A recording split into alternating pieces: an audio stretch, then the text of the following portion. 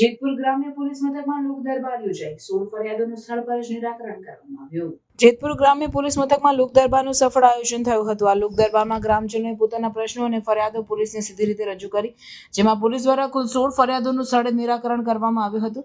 આ કાર્યક્રમ થકી જાહેર જનતાને પોલીસ સાથે મોડી આવવાની તક મળી હતી અને સ્થાનિક સુરક્ષા સંબંધી મુદ્દાઓ પર ચર્ચા થઈ હતી। પોલીસ મથકમાં યોજાયેલા લોક દરબારમાં લોકોના સૌથી મોટા સંબંધિત મુદ્દાઓ સામાજિક સુરક્ષા, વાહન વ્યવહાર, નિયમોનું પાલન અને પ્રાથમિક કાયદા વ્યવસ્થાની બાબતો હતા।